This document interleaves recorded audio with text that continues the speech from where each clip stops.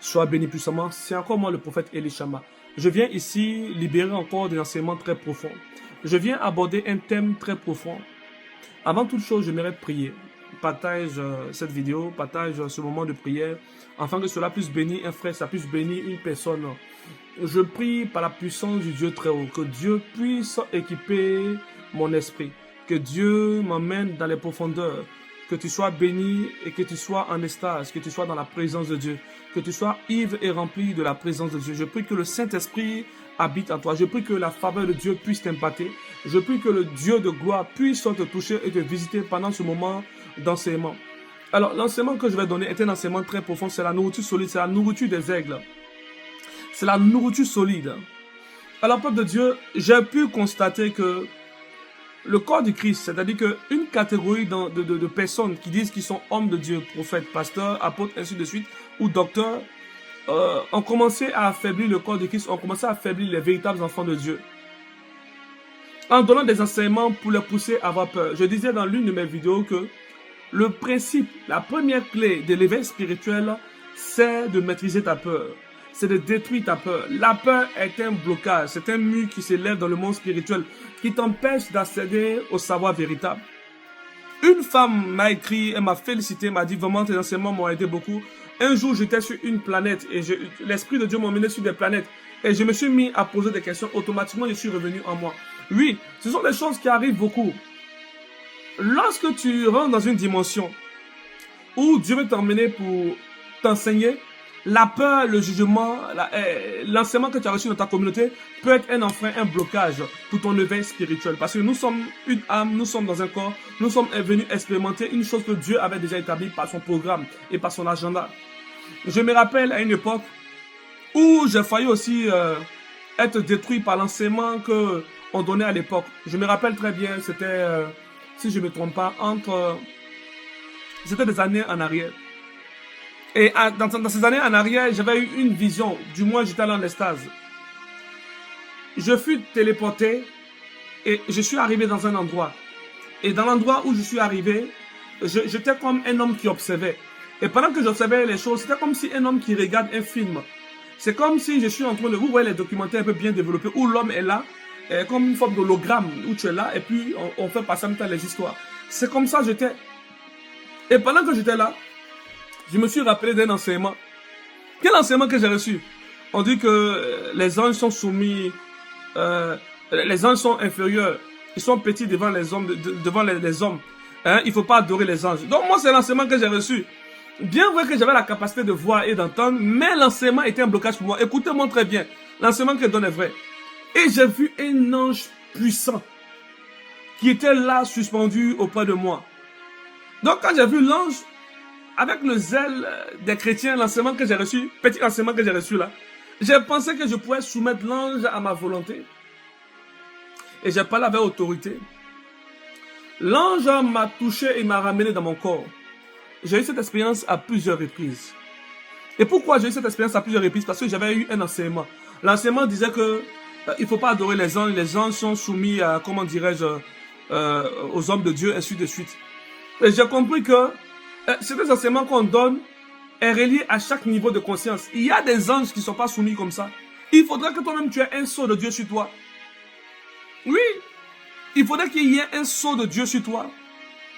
S'il n'y a pas un sceau de Dieu sur toi, si tu n'as pas été présenté, tu ne seras pas connu devant les saints anges de Dieu. Il y a des anges qui portent une certaine gloire de Dieu.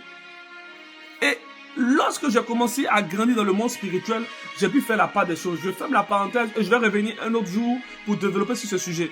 J'aimerais dire aujourd'hui ici que mes enseignements ont fait du bien à plusieurs personnes. Aujourd'hui, nous sommes dans une génération, écoutez-moi très bien, la connaissance en train de s'exposer de par le monde entier.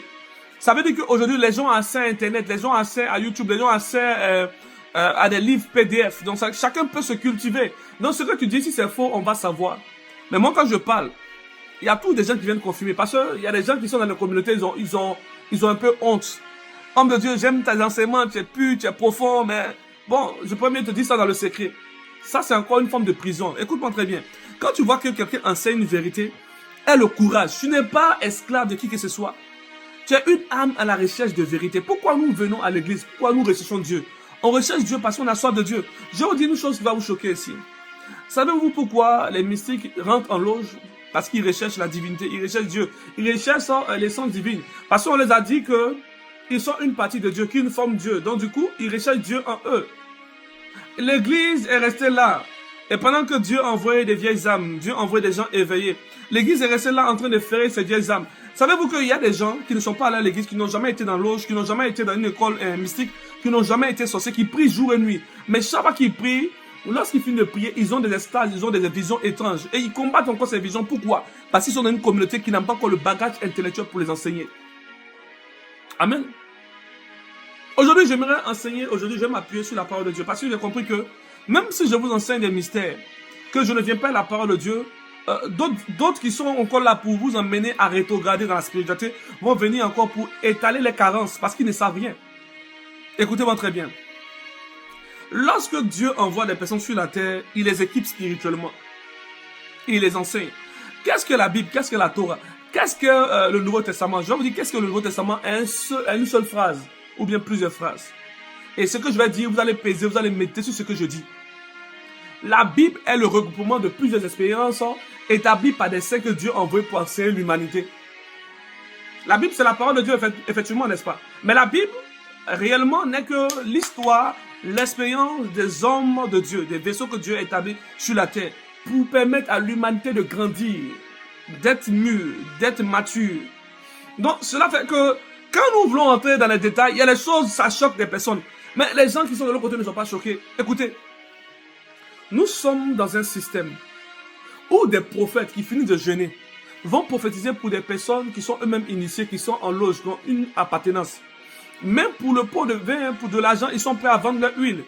Et ils sont là en train de prophétiser. J'ai réfléchi dans mon humanité et j'ai dit, mais waouh, Saint-Esprit, qu'est-ce que ça veut dire toutes ces choses?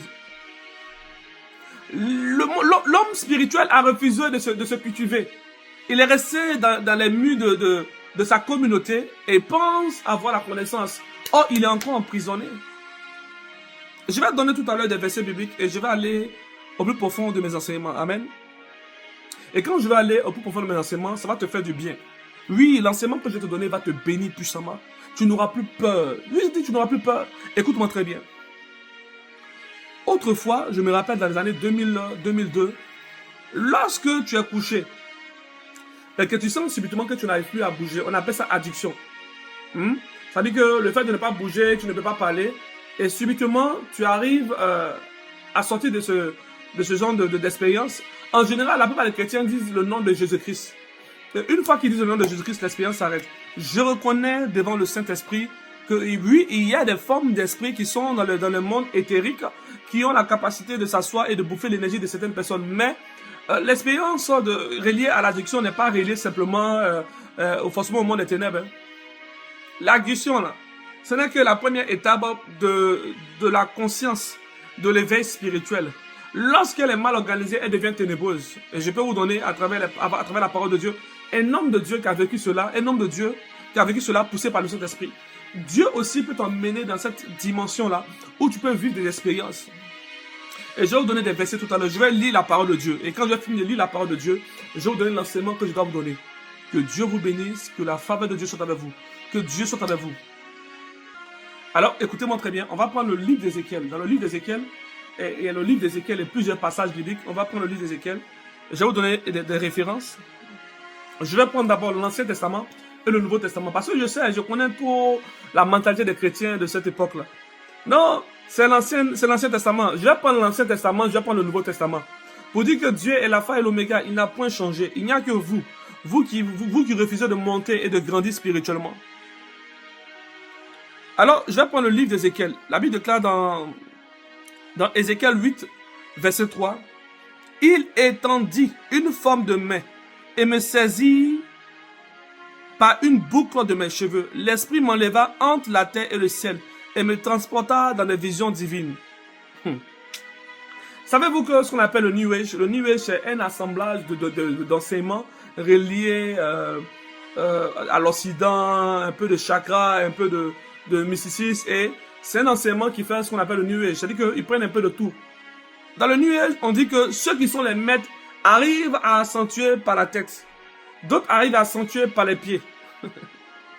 D'autres arrivent à faire des sorties par les épaules ou bien par le côté. Mais la plupart des maîtres arrivent à monter, rentrer dans une projection. C'est-à-dire qu'on appelle le voyage de conscience. C'est la conscience qui voyage.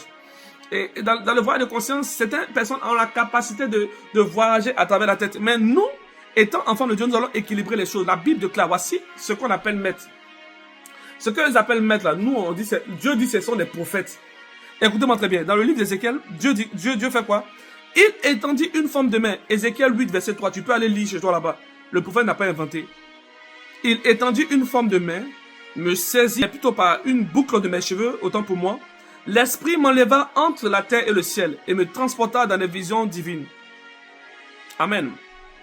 Alors, je vais poursuivre encore avec d'autres appuis. Dans 2 Corinthiens 12, 2, il est écrit quoi? Je connais un homme en Christ.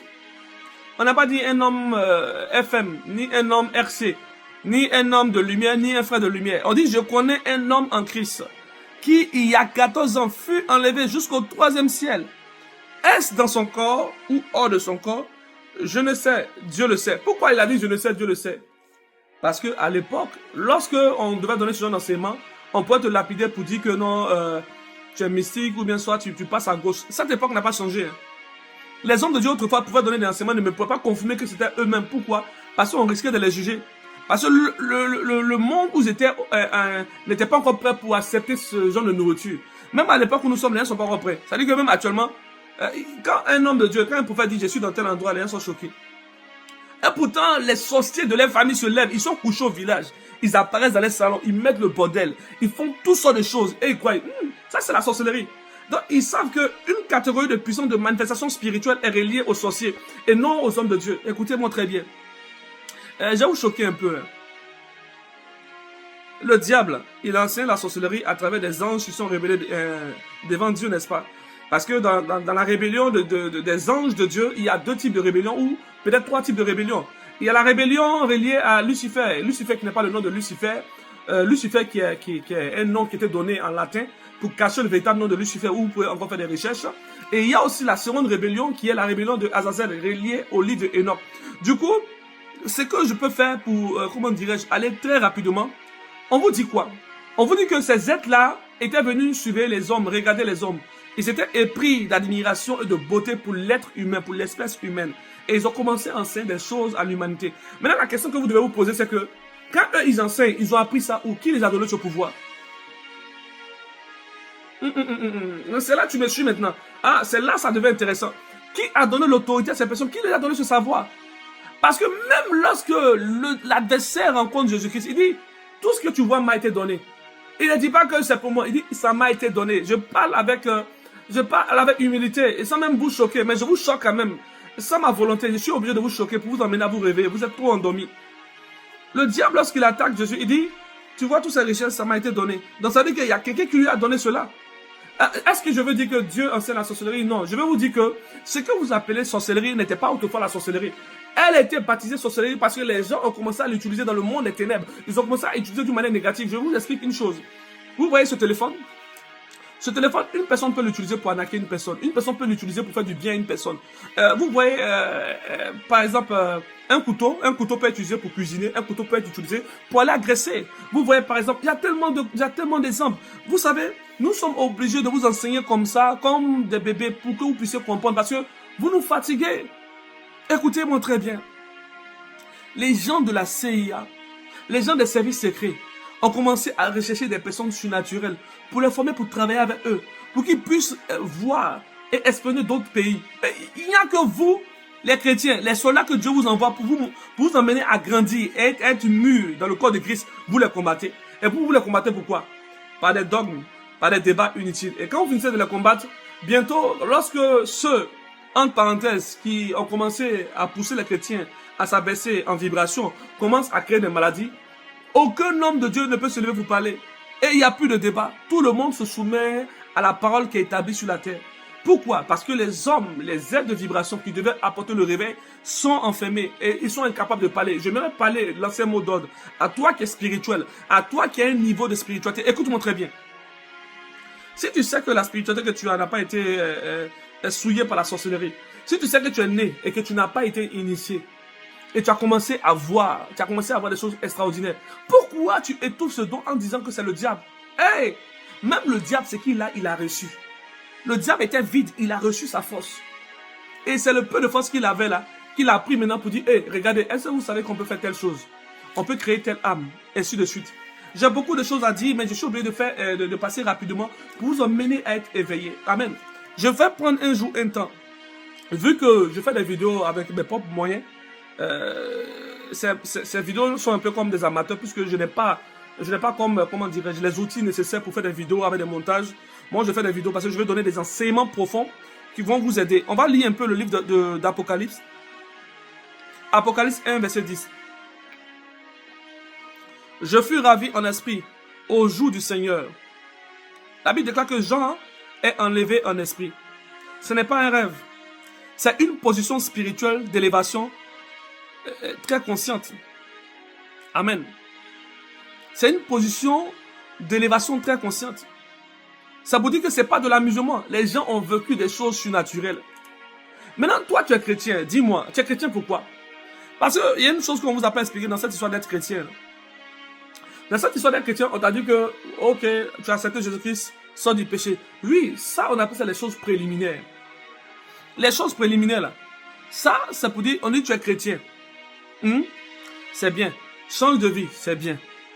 Maintenant, je vais vous donner un enseignement relié au côté spirituel et au côté physique, parce que je ne sais pas comment me faire entendre. Quand un homme passe un concours, il passe un concours pour devenir gendarme, même policier. Qu'est-ce qu'il fait? Il va passer des concours, des tests, ainsi de suite. Après le test, lorsqu'il est admis, automatiquement, il y a ce qu'on appelle une formation commune de base.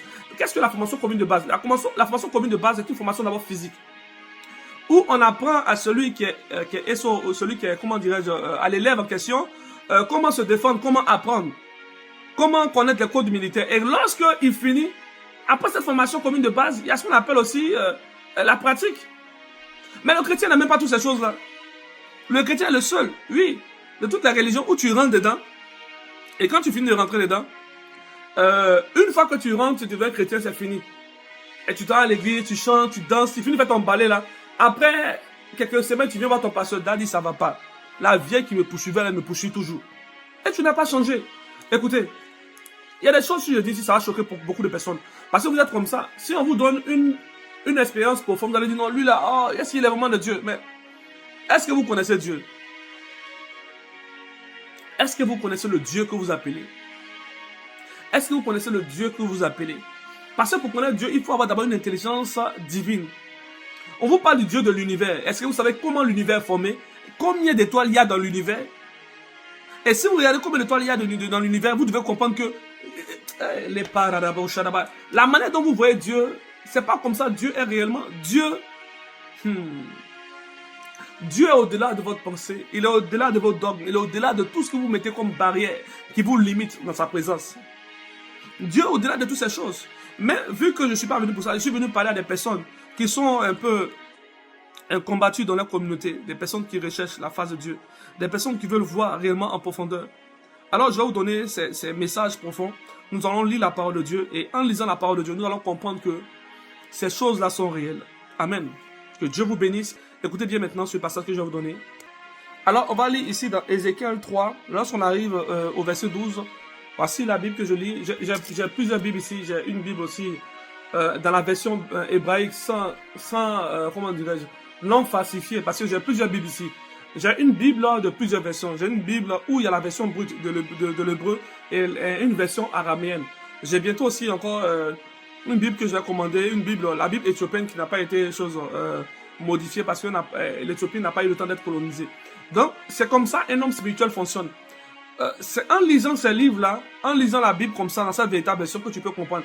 C'est comme quand je lisais la Bible dans la version sans traduire, la version brute de l'hébreu, j'ai vu qu'on pouvait appeler Dieu Adon. Adon qui est la racine aussi de Adonai. Donc, cela veut dire que tu veux grandir en connaissance, commence à appeler les livres. Prends des livres chrétiens, prends des livres, étudie vraiment la source. Essaie de comprendre, au Saint-Esprit de vous conduire. Alors, je reviens sur la lecture. Dans Ézéchiel 3, verset 12, « L'Esprit m'enleva et j'entendis derrière moi le bruit d'un grand tumulte. Béni soit la gloire de l'Éternel du lieu de sa demeure. J'ai entendu le bruit des ailes des animaux, frappant l'une contre l'autre, le bruit des roues auprès d'eux et le bruit d'un grand tumulte. L'esprit m'enleva et m'emporta, et j'allais irrité et furieux. La main de l'Éternel agissait sur moi avec puissance. J'arrivais à Tel Abib, vers les exilés qui demeuraient près du fleuve de Kébar. Dans le lieu où ils se trouvaient, je restais 16 jours stupéfait au milieu d'eux. Donc vous voyez, Ézéchiel fut enlevé. Maintenant, je vais vous poser une question.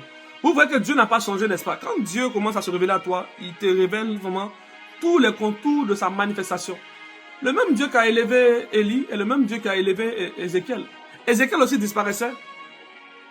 Parce que souvent on lit la Bible, on ne lit pas, on saute les passages. Là, on voit que Ézéchiel avait la capacité aussi de disparaître. Mais Ézéchiel a révélé ce que Élie n'a pas révélé. Je vous explique un peu. Dans la Bible, Dieu ne se répète pas. Dieu peut expliquer une expérience avec un autre homme de Dieu. Et puis, le secret de l'expérience, il peut révéler ça avec un autre prophète. C'est-à-dire que dans la Bible, tout le monde savait que l'esprit de Élie pouvait aller de part et d'autre. On ne nous disait pas comment l'esprit d'Élie pouvait aller de part et d'autre. Mais Ézéchiel dit que la main de l'Éternel était sur lui et il a entendu le bruit des grands ailes.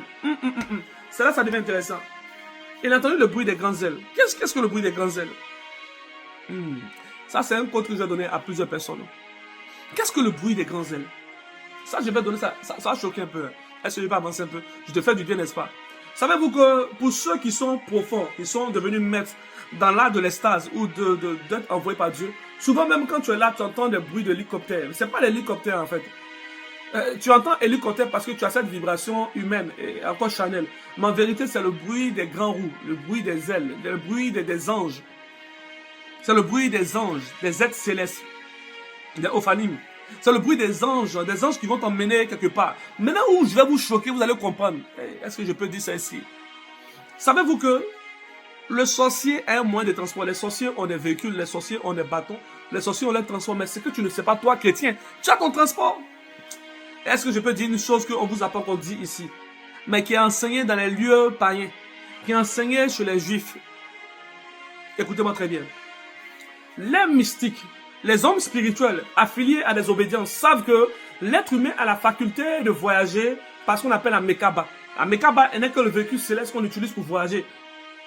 Donc, si tu dois voyager, il y a un véhicule que tu utilises pour voyager. Mais quel est ce véhicule? On appelle ça la Mekaba. Les juifs appellent la Mekaba. Les initiés appellent la Mekaba. Mais toi, chrétien, toi, homme de Dieu, toi, homme profond, tu dois comprendre que ce genre de véhicule, on appelle ça les roues célestes. Ce sont des roues. Ézéchiel entend un bruit. Hey, les prados, Shadalavaya. Pendant que toi, ton pasteur te dit que non, tu es encore dans l'esprit de mort. Moi, je ne suis pas dans l'esprit de mort. Je n'ai pas signé contrat avec l'esprit de mort. Quand je finis de prier, si je vois quelque chose se passer, j'observe. En tant qu'un maître, j'observe. Je ne suis pas comme un bébé spirituel, j'observe. Et quand je vois que l'expérience devient négative, c'est là maintenant que je commence à prier. Écoutez-moi très bien. Je vous donne encore un autre code très profond que vous allez étudier. La Bible déclare que le grand Seigneur, le Seigneur Jésus-Christ de Nazareth, qu'est-ce qu'il a fait? Le diable vient le tenter. Est-ce que Jésus-Christ a chassé le diable? Non, il n'a pas chassé le diable. On dit le diable. Je vais prendre le passage et vous montrer rapidement parce que vous êtes des personnes, vous aimez les débats. Je vais lire la parole avant de faire un commentaire. Amen. Maintenant, écoutez-moi très bien. On va aller doucement. J'ai tellement de choses à vous donner ici. Et je vais aller doucement avec vous. On va dans le livre de Matthieu. C'est le Nouveau Testament. C'est pas l'Ancien Testament. Parce que ici, quand je vais vous enseigner les vérités, il y a encore des petits esprits qui vont venir s'agiter dans les commentaires. Vous dites, hey, l'homme de Dieu, il parle de l'Ancien Testament. Oh, les hommes de Dieu bizarres. Écoutez, je parle du Nouveau Testament. Parce que je vous connais tellement, je connais tellement votre esprit que je prends le Nouveau Testament et je prends l'Ancien Testament et j'assimile ces deux connaissances pour vous aider à grandir. Vous savez, le pouvoir, c'est quoi? Le pouvoir, c'est l'information. Dès l'instant, ton âme commence à avoir l'information, ton âme commence à prendre conscience dans les différentes sphères spirituelles. Et dans les sphères spirituelles, une fois que ton âme commence à prendre, à prendre l'information, elle devient encore plus consciente dans les différents royaumes, dans les différents rêves. Tes rêves ne sont plus des rêves, tes rêves deviennent des rêves conscients. Je fais une parenthèse et je reviens maintenant sur le passage. Dans la Bible, on parle de Matthieu 4. Et dans Matthieu 4, verset 8, le diable le transporta encore sur une montagne très élevée. Lui montra tous les royaumes du monde et leur gloire. Et il lui dit, je te donnerai toutes ces choses si tu te prosternes et tu m'adores. Jésus lui dit, retire-toi, Satan, car il est écrit, tu adoreras le Seigneur ton Dieu et tu le serviras lui seul. Alors le diable le laissa. Et voici les anges vinrent auprès de Jésus et le servaient. Les anges ont servi Jésus-Christ. Ça, c'est encore une parenthèse. Maintenant, je vais vous dire une chose. On vous dit que le diable a envoyé Jésus-Christ sur la montagne. C'est le diable. Mais comment Jésus-Christ s'est comporté devant le diable? Jésus-Christ a observé. Qu'est-ce que le diable voulait faire? Quand tu es de Dieu, tu dois agir comme maître. Quand tu finis de prier, tu as parlé en langue, tu as fait toutes sortes de prières. Mais tu finis de prier et puis tu sens une expérience venir sur toi et tu pries encore. Donc les prières que tu as fait la nuit ne t'ont pas protégé. Les prières, les paroles en langue que tu as fait ne t'ont pas protégé. Vous devez comprendre que lorsque nous prions en langue, nous activons des mots de passe, des mots de pouvoir.